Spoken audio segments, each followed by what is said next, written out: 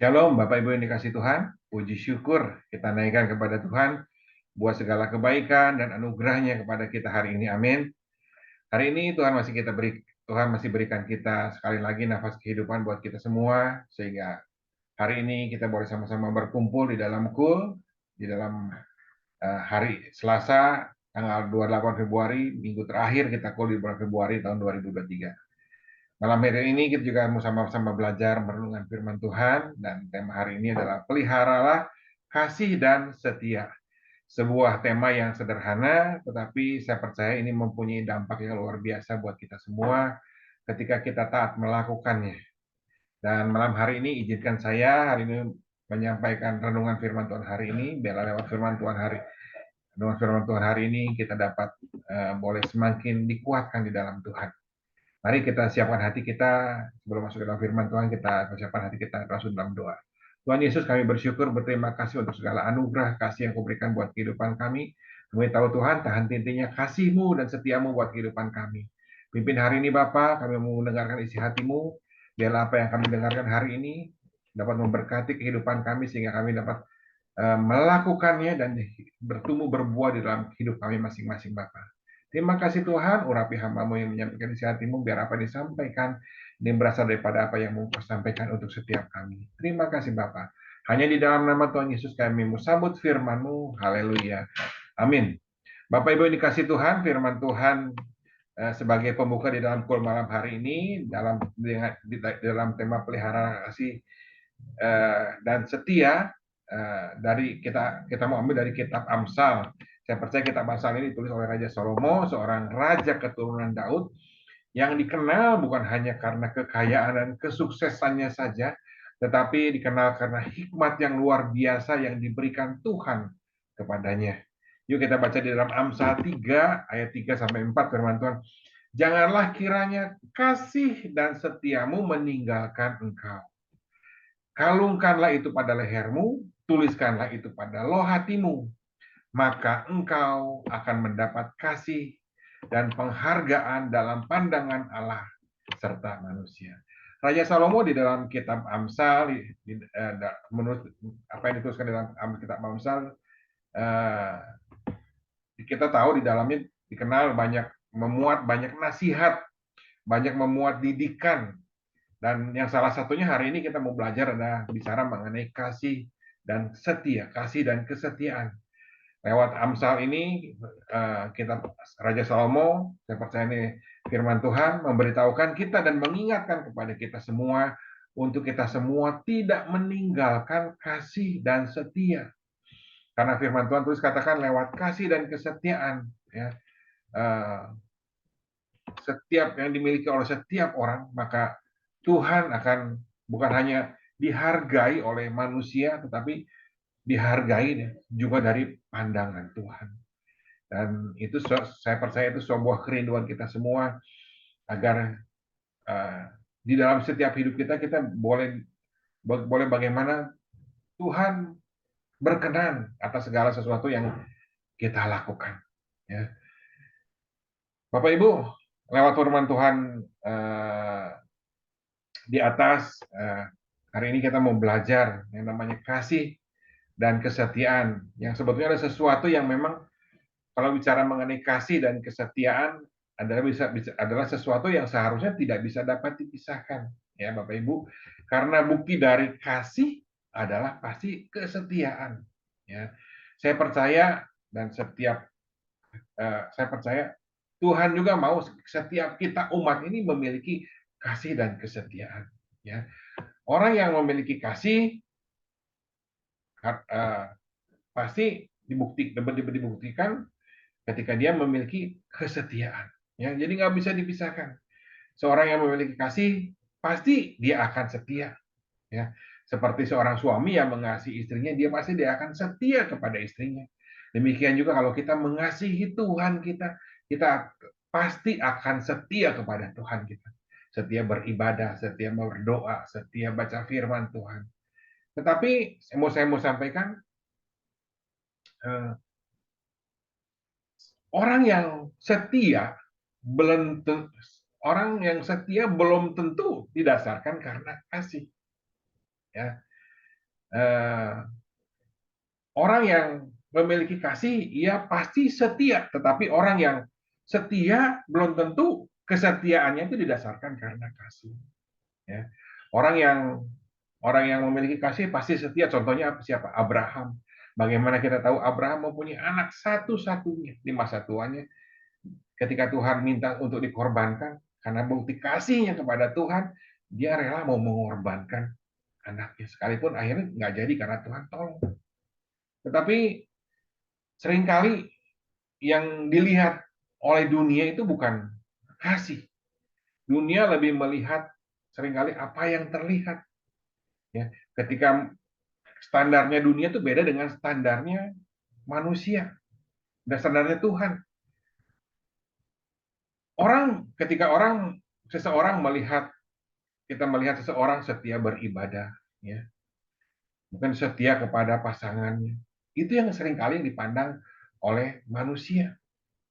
Padahal bisa saja dasar yang namanya kesetiaannya itu bukan karena kasih. Ya. Orang datang setia beribadah karena apa? Karena keinginannya untuk masuk surga bukan satu hal yang salah. Tapi fokusnya karena ada sesuatu yang dia ingini. Setia kepada pasangannya mungkin karena supaya keluarganya kelihatan harmonis dan lain sebagainya. Ya. Jadi ada orang yang setia karena dasarnya mungkin bukan karena kasih. Tapi orang yang memiliki kasih pasti dia akan setia.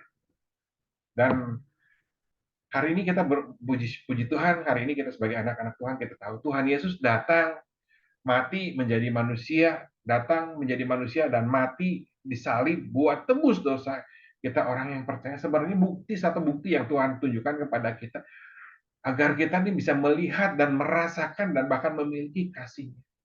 Bukan kita mengenal kasih Tuhan, tetapi kita memiliki dan merasakan kasih Tuhan. Ya. Yohanes 15 ayat 13 firman Tuhan, tidak ada kasih yang lebih besar daripada kasih seorang yang memberikan nyawanya kepada sahabat-sahabatnya. Dan Yesus datang, saya percaya Tuhan Yesus datang nih untuk memperlengkapi kita agar kita ini bukan hanya dapat merasakan, tapi kita ini memiliki kasih yang sebenarnya dari kasih yang Tuhan Yesus sendiri sudah berikan lewat pengorbanan hidupnya.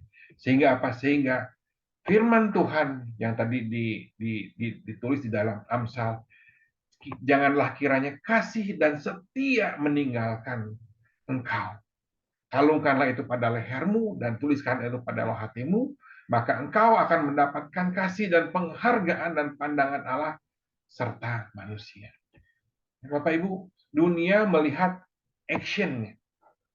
Tuhan melihat proses. Kasih pasti setia.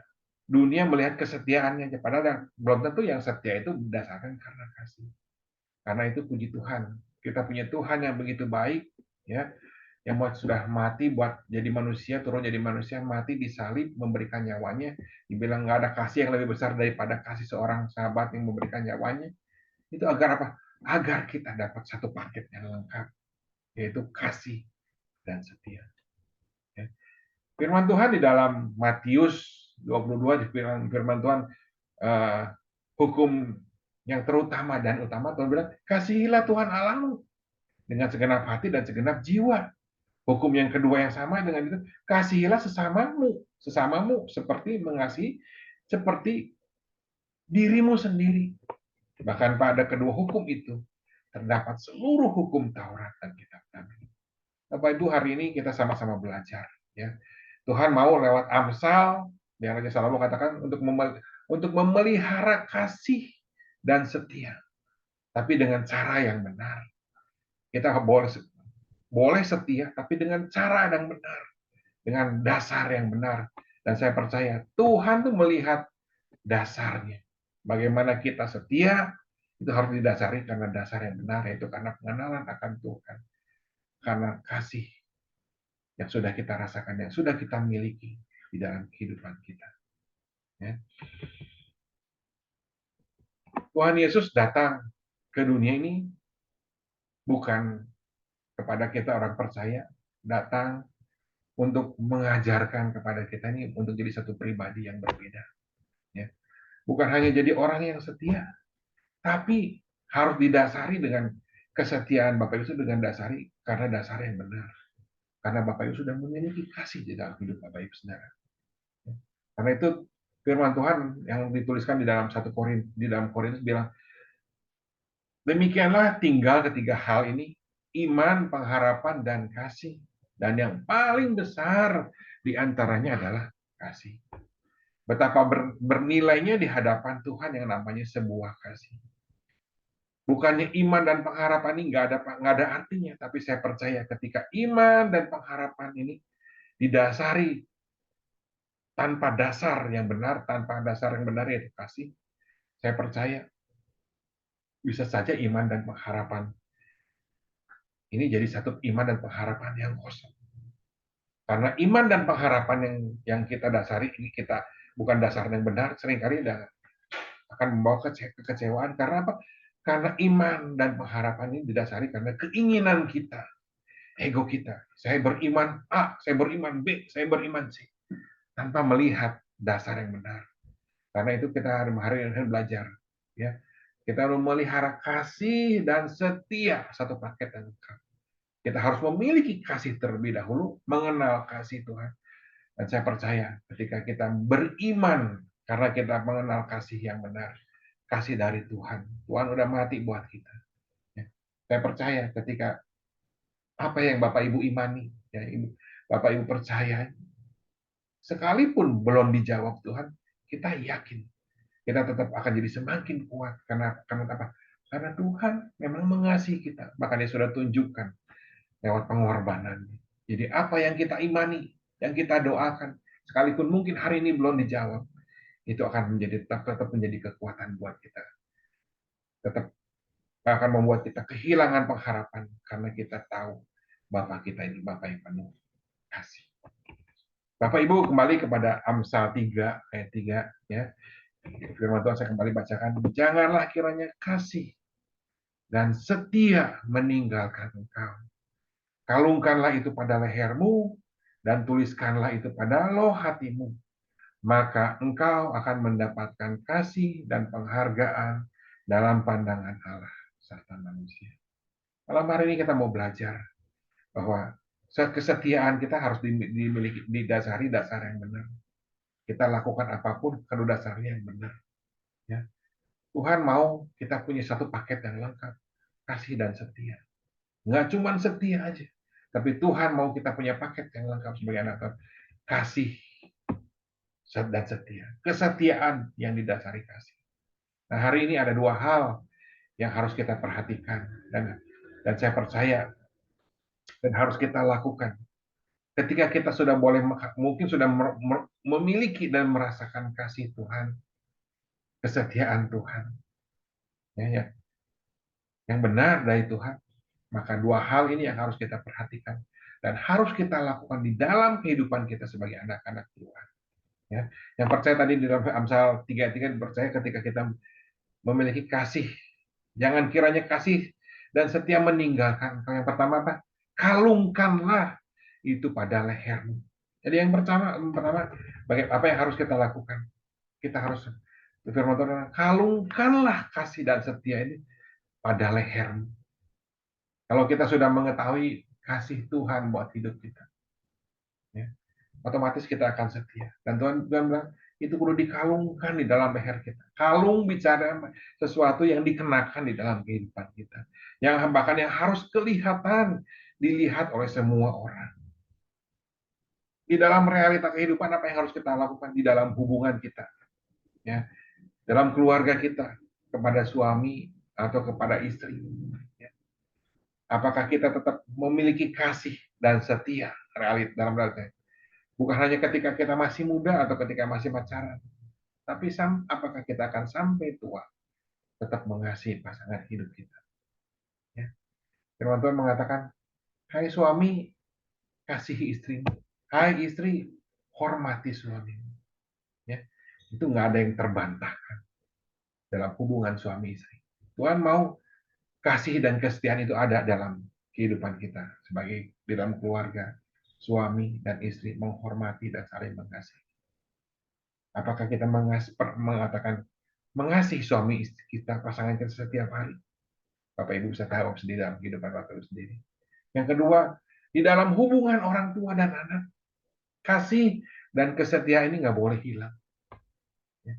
Kalau kita sudah menerima kasih Tuhan, kalau kita pun harus belajar mempraktikkan kasih itu bukan hanya kepada suami, kepada istri, tapi kepada orang tua, kepada anak. Firman Tuhan bilang apa? Hormati ayah, ibumu. Tapi sebagai orang tua apa? Jangan sakiti hati anak-anak. Ya, itu yang kedua, dalam hubungan secara itu. Yang ketiga apa? Dengan sesama. Dengan suami istri, pasangan, dengan orang tua, anak-anak orang tua. Karena banyak hari ini, Mbak, karena hubungan yang nggak baik, akhirnya punya dampak yang nggak baik di dalam kehidupan anak-anak, pergaulan anak-anak itu sendiri. Kita dengar hari-hari ini banyak berita yang nggak keluar. Saya percaya itu kan dimulai dari hubungan orang tua dan anak yang nggak kurang baik. Yang ketiga dengan sesama. Kita bisa saling mengingatkan, seperti di dalam pool hari ini, ketemu apalagi yang onsite, saling menasehati. Minimal apa? Memberikan contoh yang benar. Di dalam tempat bekerja Bapak Ibu Saudara, apakah teman Bapak Ibu Saudara akan segan ketika berkata-kata yang nggak baik, melakukan yang nggak baik di depan saudara, atau sama nggak segan-segan lagi untuk sama-sama melakukan hal seperti itu. Ya. Firman Tuhan, kalungkan pada lehermu kasih dan setia kita ya, kepada Tuhan, kepada sesama. Terus yang kedua apa Tuhan mau? Tuliskanlah itu pada loh hatimu. Bicara mengenai kalau kasih dan kesetiaan yang Bapak Ibu miliki ini harus menjadi sesuatu yang nempel dalam kehidupan Bapak Ibu. Melekat dalam kehidupan Bapak Ibu. Menjadi gaya hidup. Sehingga kapanpun, dimanapun kita berada, apapun yang kita lakukan, kita tetap memancarkan kasih dan kesetiaan seperti yang Tuhan Yesus ajarkan buat kehidupan kita. Dan bisa itu menjadi kebiasaan dan gaya hidup buat Bapak Ibu. Amin. Ya, tuliskan itu pada loh hatimu. Jadi kemanapun orang lain bisa melihat. Jadi firman Tuhan yang hidup Bapak Ibu. Ada kasih, ada kesetiaan dalam kehidupan Bapak Ibu. Ya. Saya percaya orang yang memiliki kasih dan setia pasti disukai banyak orang. Dan ingat, kasih dan kesetiaan ini bukan hanya disukai orang, tapi disukai juga oleh Tuhan. Ulangan 28 ayat 13, firman Tuhan bilang, Tuhan akan mengangkat engkau menjadi kepala dan menjadi bukan ekor. Engkau akan tetap naik dan bukan turun apabila engkau mendengarkan perintah Tuhan Allahmu yang kusampaikan pada hari ini, kau lakukan dengan setia. Dunia menghargai orang ketika dalam melakukan segala sesuatunya dilakukan dengan setia. Dalam hal pekerjaan saja. Apalagi Tuhan. Tuhan bilang Tuhan akan bukan hanya menghargai, Tuhan akan memberkati orang yang setia. Terlebih orang yang melakukan kesetiaannya karena dasar yang benar, yaitu karena kasih yang sudah dia terima di dalam kehidupannya. Amin. Apapun yang Bapak Ibu hadapi hari ini, biarlah lewat firman Tuhan ini, biarlah kita sama-sama diingatkan, kita untuk tetap memelihara kasih dan setia kita kepada Tuhan, ya, kepada sesama. Lewat implikasi aplikasi dalam kehidupan kita, dalam keluarga, anak, orang tua, dan kasih dan setia ini boleh jadi gaya hidup buat kita sebagai orang percaya. Amin. Tuhan Yesus memberkati.